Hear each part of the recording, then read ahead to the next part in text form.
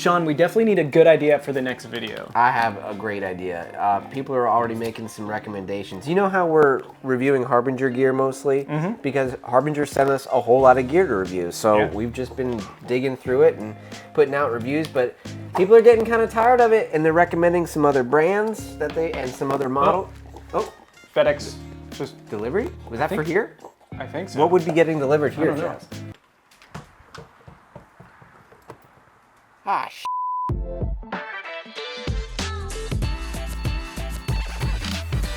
Hey, welcome back to Two Dudes Audio. My name is Sean, and I gotta tell you, we were not expecting to get another Harbinger speaker to review, but here it is, the soon-to-be released VARI Series 4400.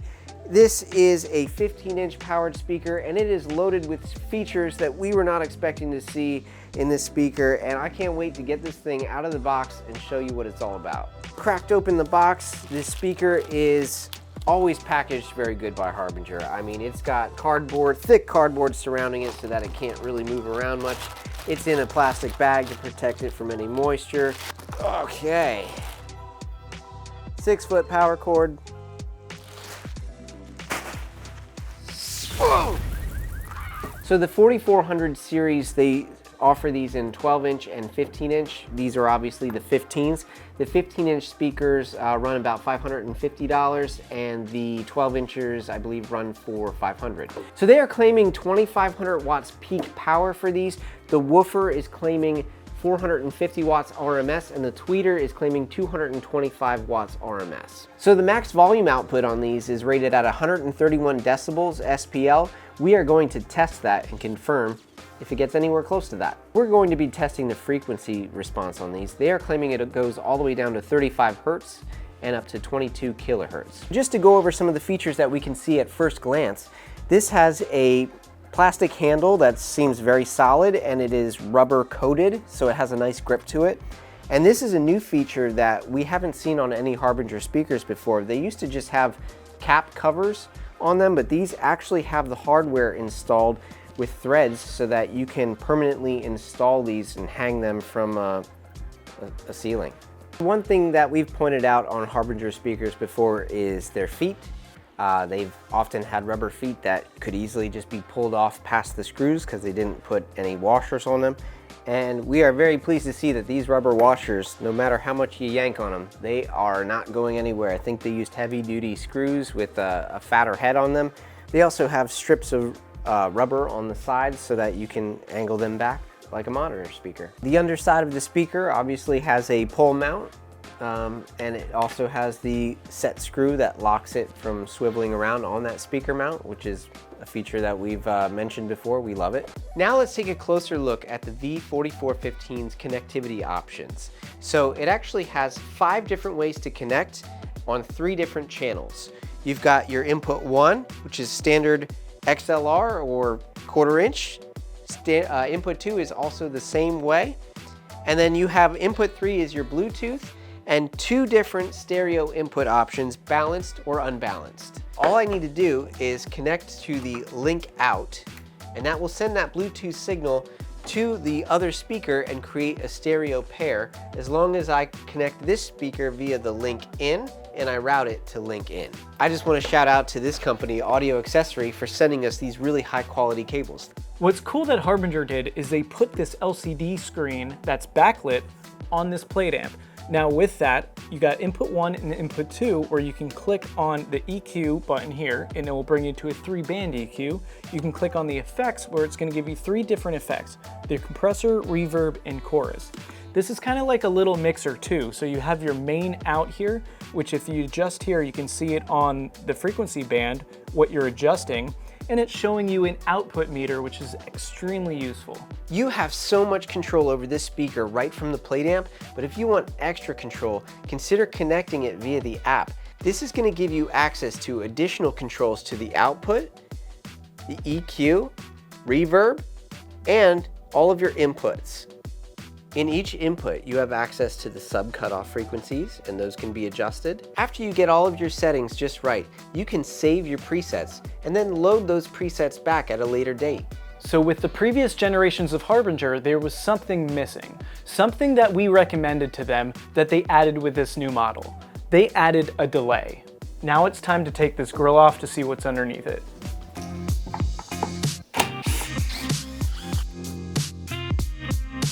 So it looks pretty much just like the other ones. So you got your compression driver up top and your 15-inch low-end driver down here. Now's the time when we take this driver out and do some free air tests.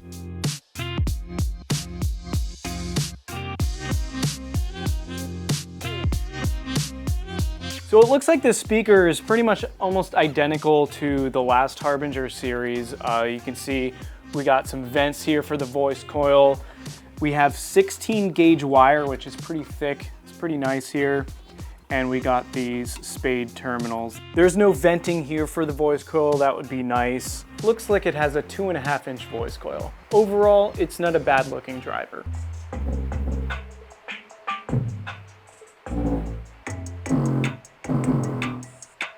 Now we're going to take a look at the cabinet itself. This is actually made in a gas-assisted injection molding process, and that process ensures that there is consistent density throughout the entire cabinet, and what that does, it just really helps bring out the mid-range frequencies. It actually has a decent amount of acoustophil inside, and the cabinet itself is very solid. We haven't noticed any vibration coming from the cabinet itself. It seems to be very well made. So we just got this compression driver out of the cabinet, and we noticed that if you open this up, you can see the diaphragm here. A lot of companies will use titanium to make up the diaphragm, and that can be a little harsh on the ears. And Harbinger actually used polyether ether ketone, or PEEK, and that delivers a little bit warmer of a sound. So now we're going to test real-world power at half volume.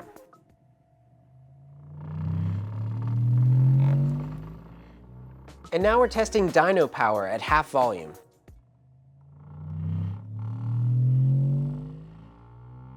So now we're testing real-world power with the bass turned all the way up and at full volume.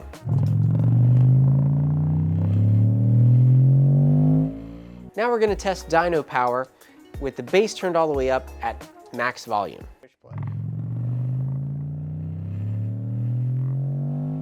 So their claim is that the woofer should be able to do 450 watts RMS. We just measured 402 watts, but with the bass turned all the way up and the volume maxed out, there probably is some clipping going on. It's probably turning itself down a little bit so that it doesn't get damaged. So yeah, 450 is probably achievable. Now we're going to uninstall the plate amp so we can do a thermal test.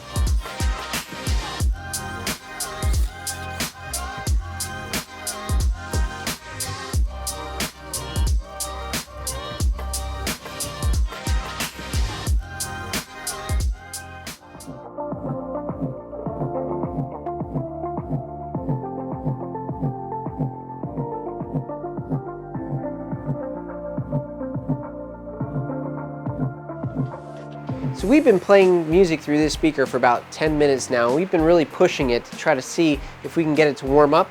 And you're going to be able to take a closer look now at what kind of temperatures we're achieving around and on the voice coil. So we've been playing some music through this for a while now, and let's see what kind of temperatures the plate amp is giving off.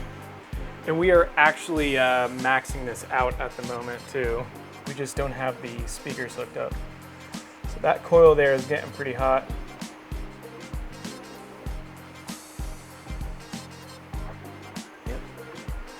Nothing on this side.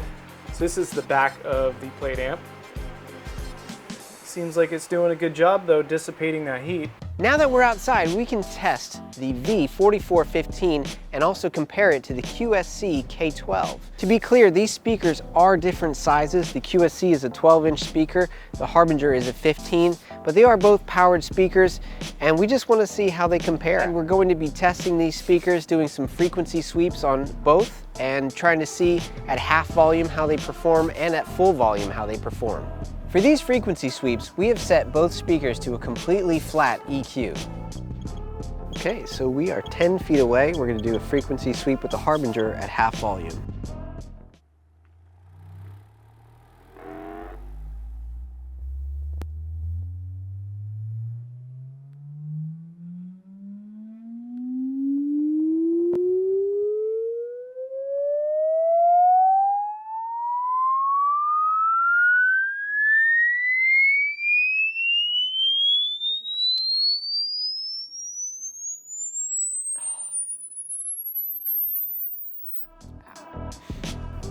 So I imagine this is going to do at max volume what most Harbinger speakers do, is it's going to clip and it's going to turn itself down quite a bit to save itself from damage. But this is the Harbinger speaker at full volume. Clipping.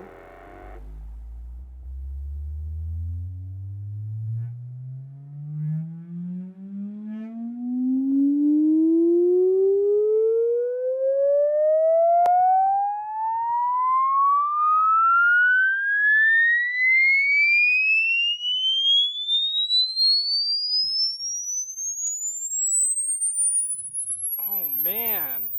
Ow. We're going to do another frequency sweep with the Harbinger at 20 feet away at half volume.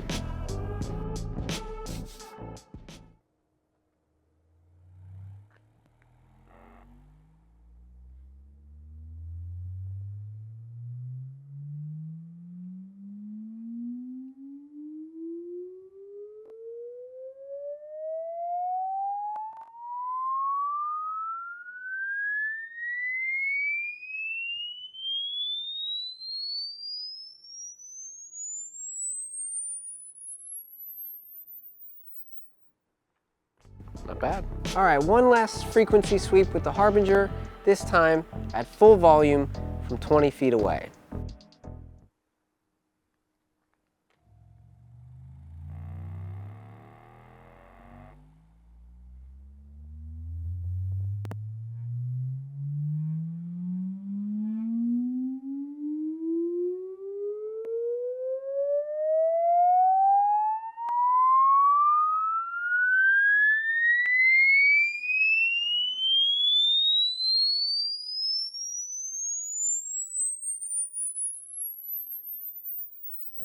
So even at 20 feet away, it topped out at about like 102, 103 decibels. Now a frequency sweep with the QSC K12 at 10 feet away, half volume.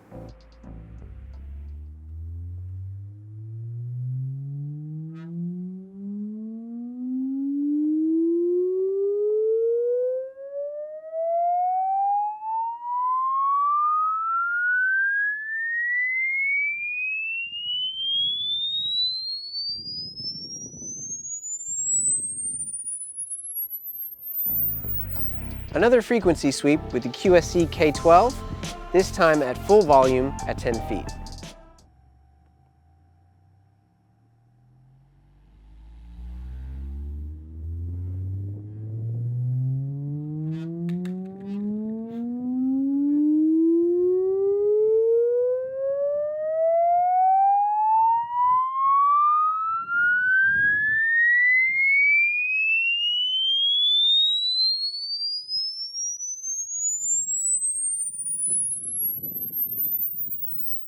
And this is a frequency sweep of the QSC K12 at 20 feet away at half volume.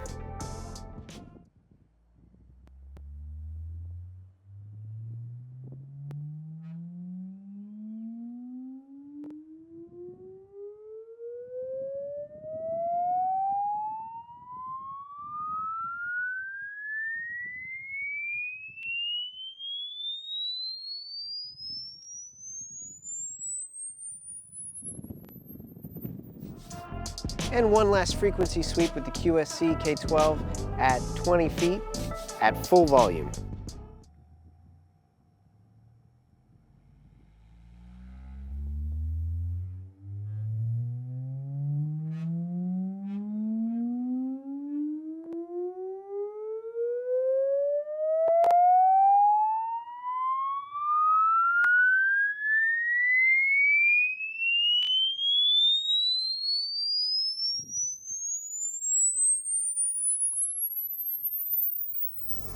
Now we're going to try the Harbinger. We're going to play some music through it at 30 feet away and see how it sounds.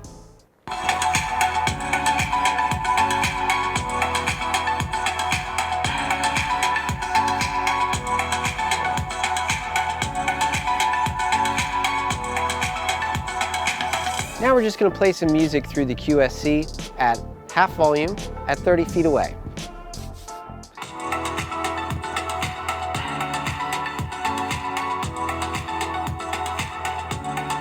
So we definitely noticed right off the bat that the sound coming out of the 15-inch Harbinger speaker, the bass was definitely more pronounced than the 12-inch QSC, as it should be because of the speaker size. But both sounded very good. So now's the time when we give you our overall opinion on this new Harbinger speaker. Chaz, what are your thoughts? So what I like about it is the build quality, the app control, the DSP, the timing. The timing they added for us. Yeah. From us, but you know. So anyways, so it sounds good. They sound good. They sound good. They're loud. The high frequencies sound really good. They're really not crisp. shrill. No, it's very pleasing. Very warm, highs, crisp, clear. I like it. The lows, definitely loud. But could be a little cleaner, maybe. Yeah, they're a little muddy. So there was one thing that we noticed that's a little bit of an issue. You might notice that this grill cloth is off of this speaker. Chaz, what did we experience when we turned up the bass on these? Okay, so with the low frequencies, when you turn it up pretty high, it sounds like the excursion of the subwoofer, you know, creates air movement coming out of these ports. Well, it's hitting this cloth that's attached behind the metal grill, and it's creating like a resistance. Yeah. So you can hear a fluttering of the bass, which is very noticeable. So that's why we're saying you should definitely get a sub when using these. They get loud. They definitely get loud enough for what you want them for, and especially for the price, but that's a big flaw. So we took them off of this, and it eliminates the problem. So just keep that in mind. If you're not looking to push the bass on these things, you're perfectly fine, but if you are, I'd recommend a sub. So we talked about it, and the dude score that we're gonna give these is a 6. There is a lot of positives for this, like the app control. You could do so much with this thing. It's amazing. And the delay, all the effects you can do, all the different inputs, it's awesome. Now, the main issue is the grill issue, but it's fixable. Right, if you modify it just by removing that, or I even recommended, if Harbinger had cut off the grill cloth at about this point to allow more air movement from those bottom ports, that's problem solved right there. And I think without that, I think you're looking at a dude score of like 7. Or 8 even. Maybe even They 8. get loud. They do get loud, and they do have a lot of bass. Yeah. But that's... You just gotta eliminate that rattle. So Chaz, do we recommend these speakers? I do. I do recommend them. They get loud. If you do buy these, I highly suggest to buy a sub. Just because of that bass issue. But yeah, I do recommend these. But you want to buy a sub. Do you recommend them, Sean? Yeah, I mean, I think even street performers would be okay with these because they're not going to be pushing bass frequencies too much just to play like guitar and vocals through there. Vocals would be perfect through these, especially with these compression drivers. They're not harsh on the ear. They're actually really smooth. There's a lot of uses that these would be great for, actually. Yeah. Thanks for watching the video. And make sure you like, subscribe, and share this video with your friends. Down below in the description, we have a link to these speakers. Yeah, so you can pick these up, and when you do, it supports our channel.